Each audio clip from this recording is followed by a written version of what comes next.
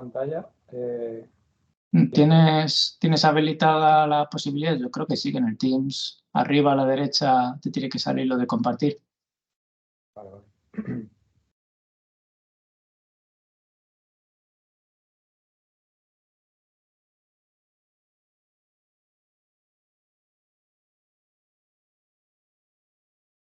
La estoy compartiendo, supongo, ¿no?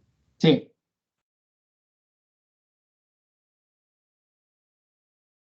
Ahí aparece un PowerPoint.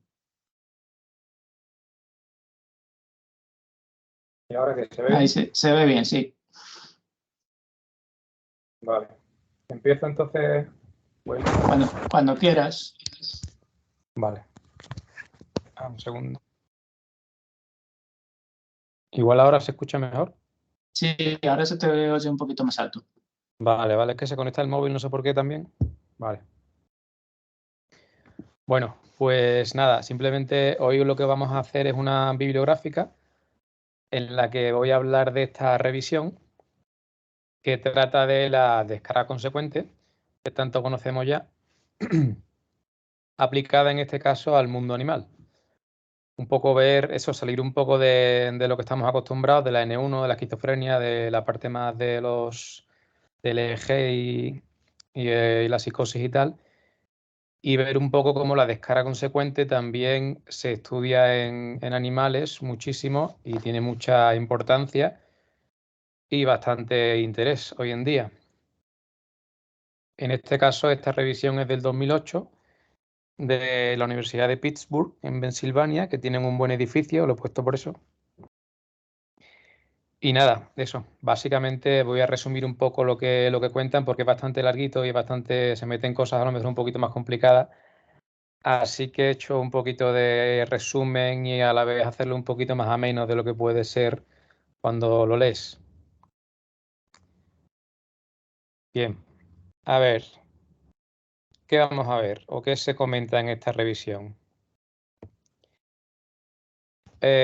Primero habla un poco de la descarga consecuente, en este caso aplicada a animales. Igual se escucha un pequeño ruido, que hay obras aquí al lado. En este caso, aplicada a animales, pues empieza eso con la idea de que los animales tienen que aprender a distinguir a nivel sensorial cuando reciben un estímulo sensorial provocado por su movimiento o provocado por un agente externo, que no tiene nada que ver con que ellos se estén o no se estén moviendo.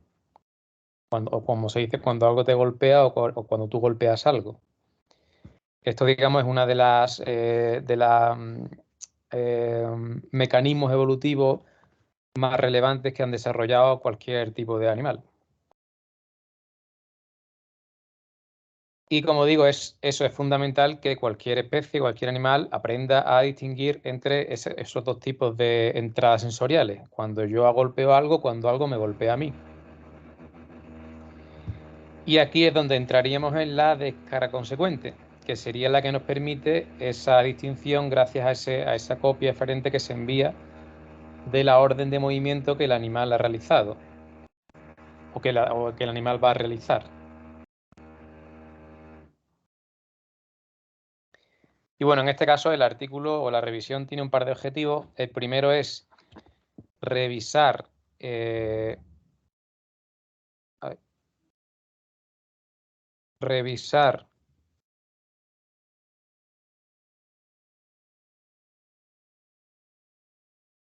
los circuitos neurofisiológicos de la descarga consecuente en animales, que sería un poco la parte más densa que he quitado un poco para no meter tanta dificultad. Y lo que puede ser más didáctico, que es hacer una clasificación funcional de esa descarga consecuente en el reino animal, en los tipos de animales, etcétera, etcétera. Que como digo eso, me he centrado un poco más en eso porque quizás es un poquito más fácil de contar así en una presentación rápida. Bien, eso, la revisión comienza con un pequeño grupo de ideas sobre el tema de si el movimiento lo provoco yo, o sea, perdón, la entrada sensorial la provoco yo con el movimiento o la recibo sin que yo haya hecho nada. Y empieza eso diciendo que un animal que nunca se moviese solo necesitaría receptores para detectar cambios ambientales. Sería un sistema nervioso muy simple que detecta cuando recibe un contacto físico, un cambio de luz, etcétera, etcétera. En cambio, en el momento en el que empieza a moverse, los movimientos contribuirían enormemente a mejorar su percepción sensorial, a crear una noción del espacio en el que se encuentra, etcétera, etcétera, pero tendría la parte de que generaría de primeras una ambigüedad, como he dicho antes, en la distinción entre qué entrada sensorial la he provocado yo con el movimiento y qué entrada sensorial no es provocada por mí, sino por un estímulo externo. El ejemplo que pone es eso: cualquier animal que esté caminando por la selva, por ejemplo, tiene que saber cuándo un estímulo externo sensorial que recibe puede ser la zarpa de un depredador, lo cual sería ese estímulo que él no ha provocado, o cuando es un obstáculo, una piedra, lo que sea, un obstáculo inanimado con el que se choca. Y aquí nos mete a este artículo del año 1950 en el que se nombra estos dos tipos de percepción sensorial y habla de exaferencia y reaferencia, que simplemente se refiere. Exaferencia serían los estímulos, la percepción sensorial provocada por estímulos externos, y la reaferencia cuando es nuestro movimiento el que ha provocado esa percepción sensorial. Volviendo a un ejemplo cualquiera, los murciélagos, cuando emiten sonidos para que se reflejen en ellos los ecos y con los que se mueven, el eco que provoca su sonido sería el estímulo reaferente, y los ruidos exaferentes serían el resto de ruidos que no estén provocados por él, que pueden ser, por ejemplo, otros murciélagos generando también sus ondas. Y bueno, la gran pregunta que plantea el artículo, que ya más o menos la sabemos, es la diferencia o cómo sabe distinguir ese animal entre la exaferencia y la reaferencia, y así ya pues llega al concepto de la descarga consecuente, como esa capacidad, como he dicho, de informar a las áreas sensoriales sobre qué movimientos yo como animal he ejecutado para saber qué sensaciones voy a recibir generadas por ese movimiento, gracias a esa copia eferente. Bien, esto sería un poco la introducción, un poquito más larga, pero bueno, resumiendo, esta sería un poco la introducción para meterte en la descarga consecuente, aplicada, como digo, en este caso al reino animal en general. Y a continuación, el artículo se mete en eso, en la idea de crear una clasificación para la descarga consecuente. Y en este caso la dicotomiza en categorías funcionales de orden inferior y superior, en base a cómo la copia eferente influye en la estructura receptora. Nos plantea esta clasificación, como digo, descarga consecuente de orden inferior a la izquierda y de orden superior a la derecha. Y ahora nos divide un poco más la inferior en inhibición refleja o filtración sensorial, y la superior en análisis sensorial y análisis de la estabilidad, y aprendizaje sensoriomotor y la capacidad de planear a nivel sensoriomotor. Ahora lo que viene sería un poco ver tipos, cada uno de estos 4 tipos aplicados a diferentes especies animales. En este caso empezamos por ver los de orden inferior, como digo, inhibición refleja y filtración sensorial.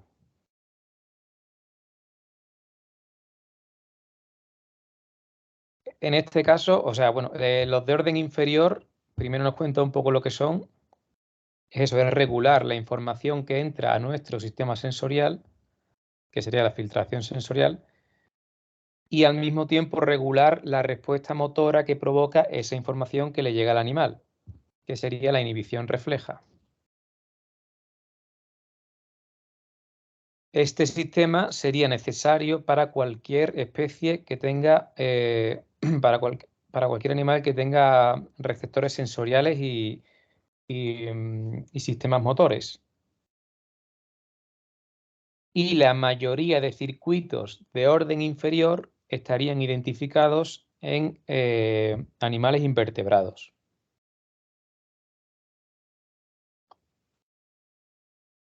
Por ejemplo, el reflejo de inhibición. Aquí es donde la revisión se mete, como digo, en ver diferentes especies animales, unas más raras que otras, para ver cómo se aplica este reflejo. Así que me he quedado con algunas de estas especies, digamos las que mejor se entiende la idea para ejemplificar un poco cada opción de descarga consecuente. Uno de los que plantea la pleurobranchea. Un animal que va por el fondo marino con la boca, entre comillas, lo de boca, pegada al suelo. En este caso, este animal tendría esa especie de lengua que se ve a la izquierda y en esa lengua, digamos, por defecto, va repeliendo cualquier estímulo táctil que le llegue a sus mecanorreceptores a medida que el animal, digamos, va reptando por el fondo marino. Como va todo el tiempo reptando con la boca pegada al suelo, pues la lengua va repeliendo todo lo que va pasando por ella. Pero cuando, y aquí está lo importante, cuando el animal tiene que alimentarse, a pesar de que existe esa estimulación táctil que haría que repela todo lo que le rodea, se inhibe esa capacidad de repeler los estímulos. Y aquí es donde se vio que hay una descarga consecuente, en concreto hay la llaman Corollary Discharge Interneuron, una neurona concreta que se encarga de provocar esta descarga consecuente que inhibe la capacidad del animal de repeler todo lo que le llegue a la lengua. ¿Vale? Esta sería la explicación muy de andar por casa porque está mejor explicado, pero también es más complicado. Entonces, resumiendo, es un poco esa la idea para que se entienda. Y así es como se vio que en este tipo de animal tan simple, con un sistema bastante más simple que nosotros, pues también se observa ese proceso de descarga consecuente.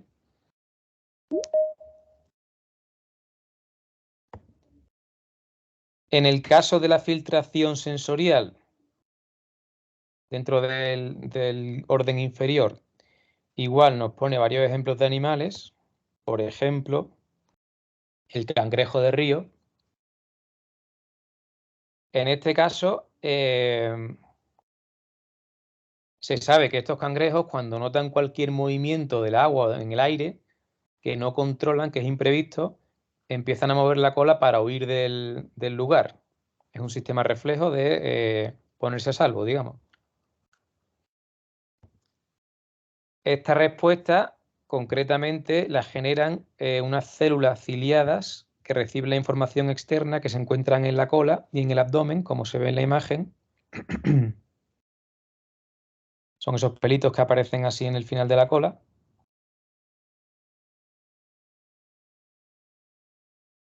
Y la clave aquí está que el animal tiene que aprender, en este caso el cangrejo, tiene que aprender a distinguir movimientos externos provocados por él de los movimientos o, bueno, de las percepciones sensoriales externas que no las ha provocado él. Porque si todo lo que le llega lo procesase como un estímulo externo, de momento cada vez que se moviese saturaría su sistema sensorial. Y llegamos a lo mismo. Se ha visto esa interneurona, esta que he comentado antes, que permite al animal inhibir esa sensibilidad a cualquier movimiento del agua o del aire externo para poder moverse sin saturar el sistema de huida o de escape.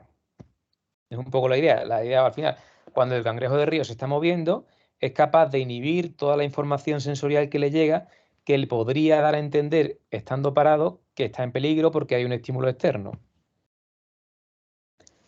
Vale, igual es bastante complejo, pero bueno, más o menos para que se entienda un poco la idea.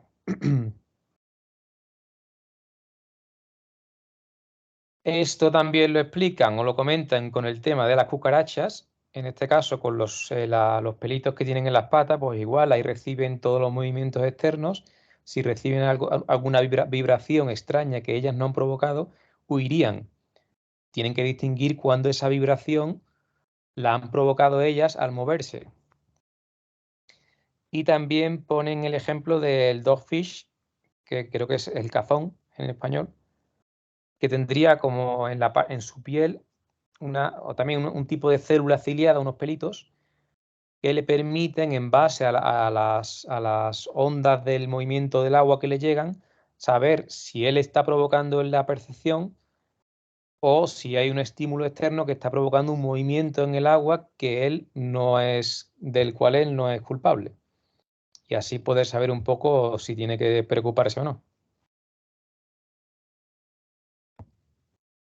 Y otro ejemplo último que ponen, que también es bastante curioso, es el de los grillos. ¿Vale? Es curioso porque todos sabemos que los grillos hacen el famoso cri-cri, que es bastante molesto estando a metros de nosotros. ¿Vale? Esto lo hacen moviendo las alas, simplemente haciéndolas vibrar, las dos alas delanteras. Y esta estridulación que se llama, a ellos también les llega. Es decir, ellos tienen lo que serían nuestros oídos en las patas delanteras, y ese cri-cri tan molesto a metros de nosotros, a ellos les llega a escasos milímetros de lo que sería su oído. Imaginaros lo que tiene que ser ese constante cri-cri hacia el mismo. ¿Cómo hace frente el grillo a este bombardeo constante de su propia estridulación? Pues al parecer también hay una descarga consecuente, un sistema de descarga consecuente que permite que el grillo inhiba selectivamente señales concretas auditivas que le llegan de su propio gorjeo. Esta descarga consecuente, gracias a nuestra famosa interneurona, dispara casi simultáneamente al movimiento motor que genera el sonido.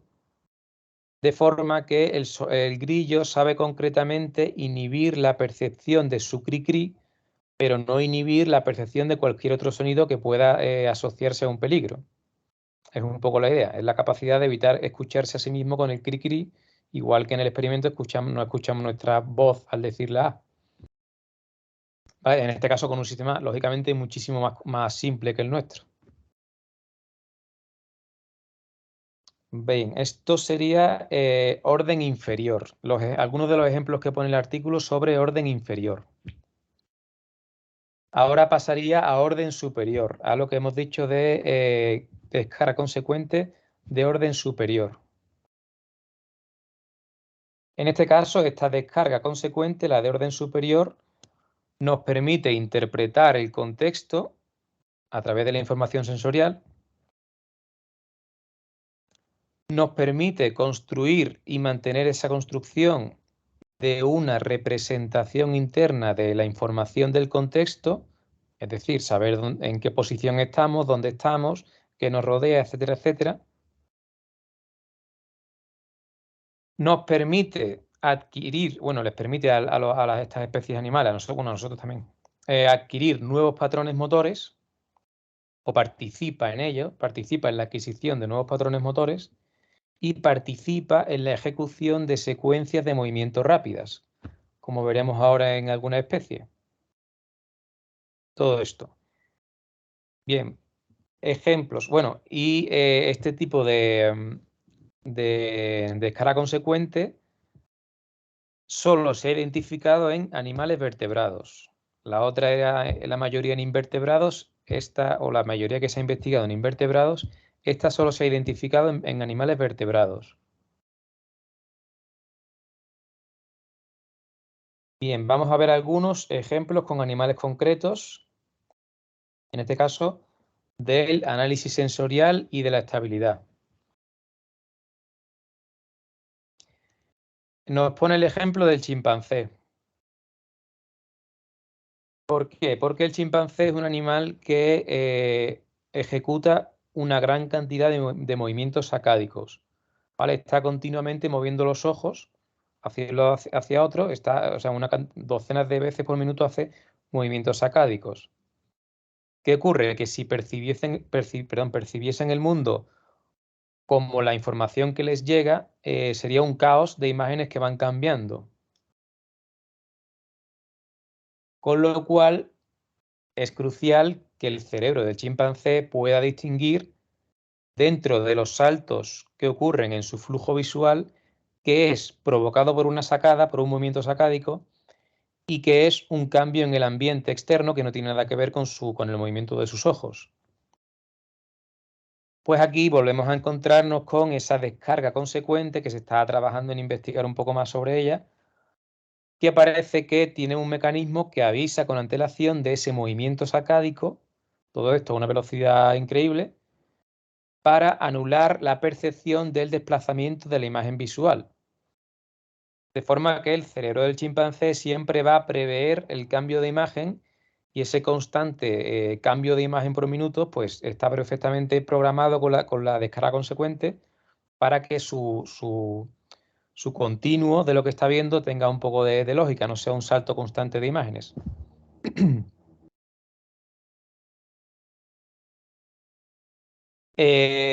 También nos habla un poco en la revisión sobre animales que tienen un poquito menos desarrollado el sentido de la vista, porque ocurriría más o menos lo mismo. Y nos pone el ejemplo de las ratas. En este caso, las ratas, al parecer, exploran el mundo con sus bigotes, haciendo vibrar el bigote para tocar todo lo que les rodea. Y de la misma manera, pues necesitarían filtrar la información que les llegue. ¿Vale? Si no, o sea, la pregunta que te plantea es cómo genera la rata una percepción lógica de lo que tiene alrededor con toda la información que le llega tan variable y volátil de lo que el bigote va percibiendo. Y bueno, eso, investigando con a nivel neurofisiológico, pues se vio una actividad neuronal en el córtex que se modula por el acto de susurrar, lo llaman la vibración de los bigotes, correlacionada con la amplitud de la vibración. En suma, porque esto ya es muy complejo para explicarlo aquí, parece que hay una descarga consecuente que ayuda a que la rata, en este caso, interprete esas entradas vibrisales, perdón, de forma que cree digamos, una percepción lógica de lo que le rodea. Vale, en este caso la de la rata es bastante compleja y la explica un poco menos, así que tampoco he puesto más imágenes. También comenta el caso de peces como el mormírida, creo que se llama en español, la mormírida. Es un pez, este de aquí arriba, que emite ondas eléctricas al ambiente con las que va recibiendo un eco que le permite saber lo que le rodea. Lo mismo que el murciélago, que ya sabemos que se mueven no gracias a la vista, sino gracias a ese eco que van emitiendo, que va chocando contra lo que le rodea y le va devolviendo una situación geográfica de todo lo que tiene alrededor. Pues lo mismo, se han identificado neuronas sensibles a intervalos específicos de emisión de este eco en el colículo inferior. Y se cree que estas neuronas son preparadas por la descarga consecuente, de forma que el animal puede prever qué energía o qué eco ha emitido el mismo, porque su cerebro va a estar preparado en una ventana temporal concreta para recibir una vibración concreta. Si en esa ventana temporal concreta, y aquí la parte temporal es importante, recibe esa vibración de vuelta concreta, el animal sabe que ese eco de vuelta es el que él ha provocado. con la generación de su energía, o lo llaman. Un poco complicado también, pero bueno, esa es la idea. También hay descarga consecuente en este tipo de sistemas. Y por último, el cuarto tipo, el que habla de aprendizaje sensorio-motor y la capacidad de planear. En este caso, nos pone algunos ejemplos. Me quedo con el del pinzón cantor. En este caso se cree que estas aves, o vamos, una de ellas, el pinzón cantor, pero hay más, usan registros internos actualizados de la fonación que están emitiendo al cantar para planear la siguiente nota. Digamos, van recibiendo información de la nota que emiten, como una persona cuando habla, para saber lo siguiente que van a decir. Y al mismo tiempo, resumiendo bastante, también comentan que estos animales, cuando son crías, durante el aprendizaje, cuando aprenden a cantar las crías del pinzón cantor, por ejemplo, usan la descarga consecuente para aprender a cantar.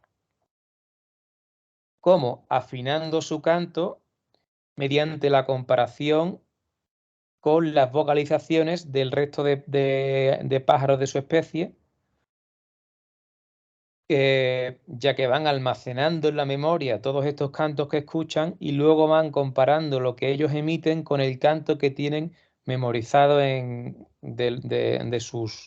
llaman sus tutores. Al parecer tienen como tutores que les enseñan a cantar. En resumen, aquí es donde interviene, aquí es donde parece que interviene esa descarga consecuente que le permite al animal ir sabiendo en todo momento cuál es el sonido o cuál es la nota que está emitiendo al cantar. ¿Vale? Como digo, es un artículo que se mete en cosas bastante complejas, así que lo he resumido un poco para que todos podamos enterarnos sin que nos metamos en cosas muy complicadas. Bien, después de este tema tan complejo, resumimos conclusiones y futuros objetivos. Conclusiones. Parece que la descarga consecuente es necesaria para el correcto funcionamiento de casi todos los sistemas sensoriales de cualquier especie animal. ¿Vale? Cualquier especie animal, desde el que esté más quieto en el fondo del mar hasta el leopardo, necesitan la descarga consecuente. Desarrollar esta capacidad es crucial para su supervivencia. Y existen, lógicamente, diferentes formas y a múltiples niveles de descarga consecuente en las distintas especies. Quizá, al parecer, plantea que quizá en todas las especies al final tiene que haber algún tipo de descarga consecuente. En teoría, cualquier animal que se mueva sería muy raro que no tuviera esa capacidad o no tuviera desarrollada ese área o esa interneurona para la descarga consecuente.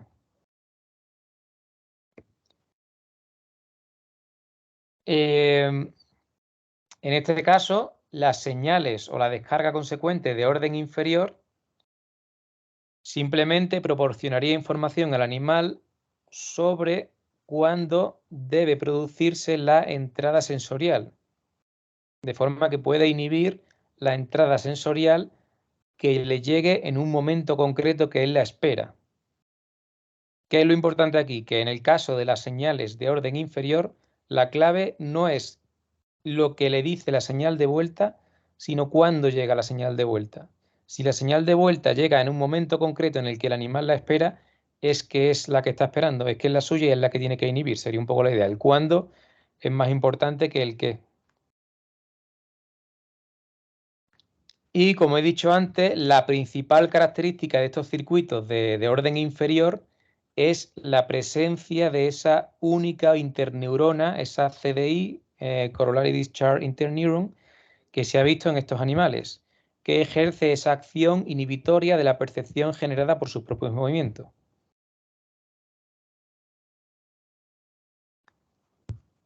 Y por otro lado tenemos la descarga consecuente, como he dicho, de orden superior, que sería la que subyace, al parecer, no es que sea la que la provoca, sino una de las facilitadoras de operaciones cognitivas complejas como son la secuenciación motora de diferentes actos motores, el aprendizaje sensorio-motor o la estabilización perceptiva.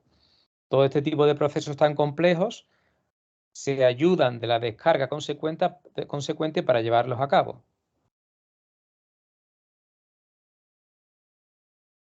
Y los revisores en este caso plantean que estos diferentes sistemas de descarga consecuente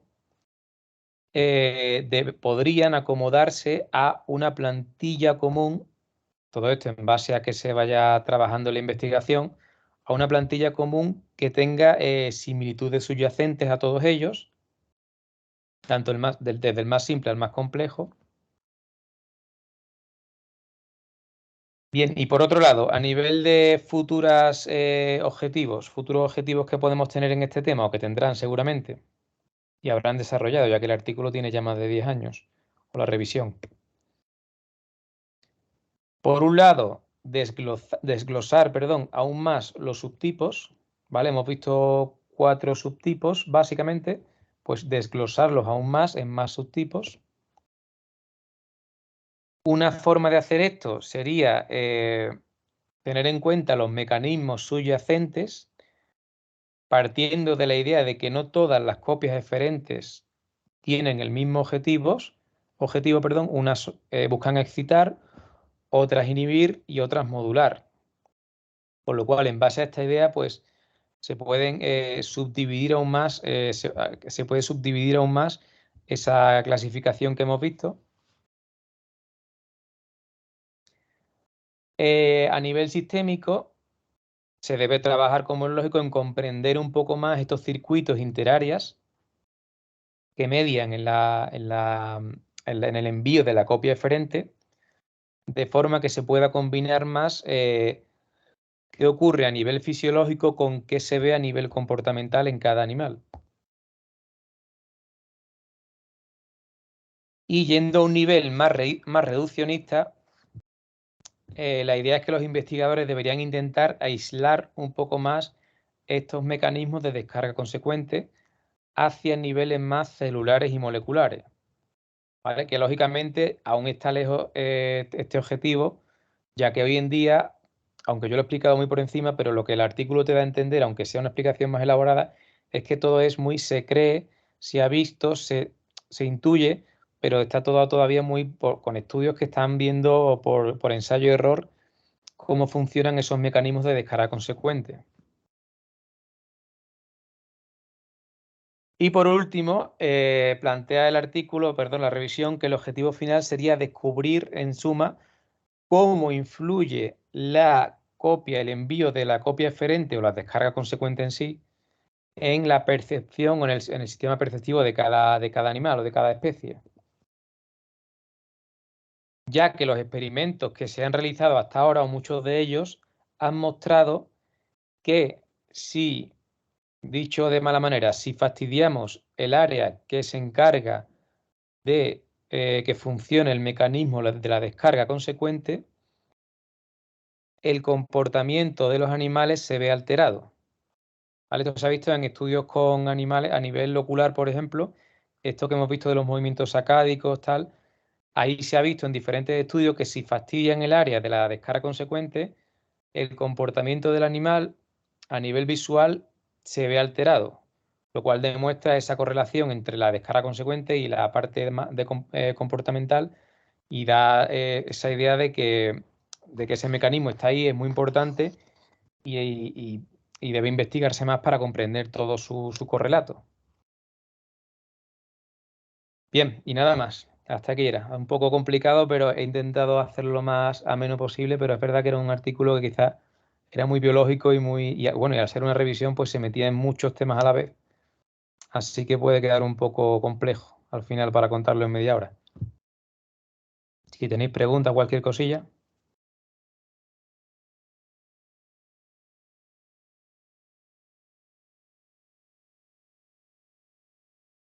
Una cosa, Antonio, entiendo que el artículo era pues, una taxonomía y luego demostrar de alguna forma la evolución, digamos, del mecanismo Sí. desde animales más primitivos o más básicos en cuanto a su sistema nervioso hasta los más cercanos al ser humano, pero no se mete en ningún momento en el ser humano, ¿no? No, para nada. Ni elucubra un poco cuáles podrían ser los mecanismos y aquellas alteraciones que puedan estar detrás de las enfermedades que nosotros buscamos. Claro, claro, es curioso, pero no Ujú. en un momento. Sí, no, pero es muy interesante de todas formas. O sea, me sorprende un poco al final que no se metiera en ese, que al final es un charco, meterse en el propio ser humano y las patologías, pero bueno, también es muy interesante ver cómo el mecanismo está ahí, hay muchas evidencias y tiene una evolución. Al final yo supongo que todos esos mecanismos estarán en el ser humano de alguna forma, tanto aquellos más básicos inhibitorios, más simples, hasta aquellos más relacionados con la percepción y con el aprendizaje y tal. Claro, claro. Es verdad que es obvio completamente, somos animales también, nos podía haber metido en ese reino animal, pero el más elaborado es el de chimpancé, así que creo que recuerde que comenta Ujú. y no llega a meterse en nada, que tiene ahí para meter otra revisión entera, ¿no? Pero no, supongo que por Sí, eso, sí. porque está más larga, pues obvia un poco la parte Ujú. del ser Sí, humano. sí. Sí, sí, no, al final esa conclusión final de la percepción, pues digamos que ahí es donde entraríamos nosotros a estudiar los mecanismos y los mecanismos alterados, las patologías. Claro, claro, Vale, claro. ¿alguna cuestión más por ahí?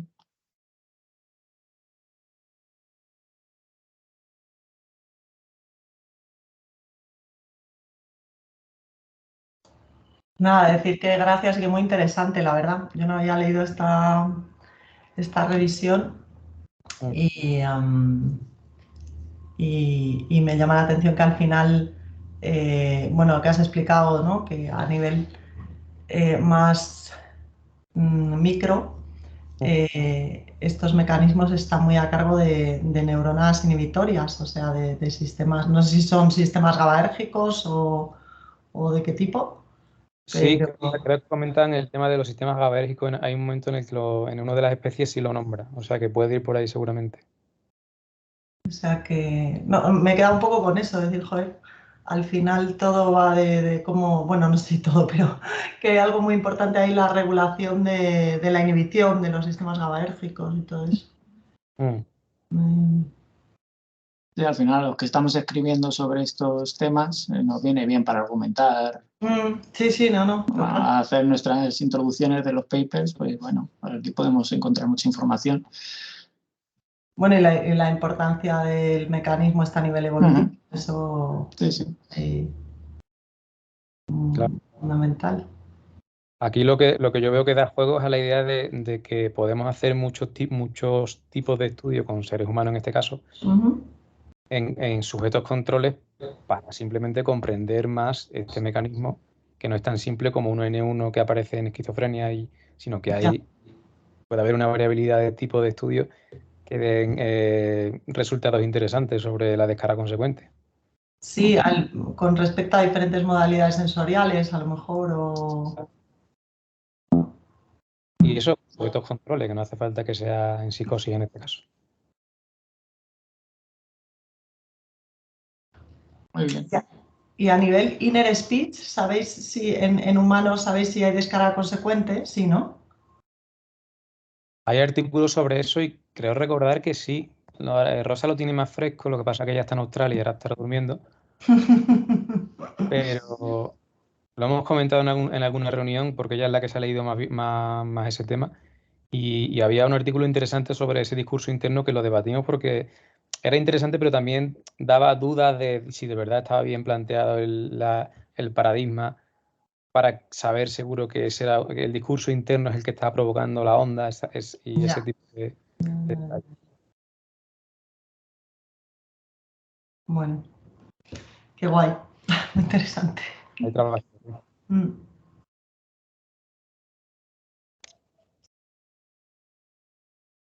Bueno, ¿algo más por ahí?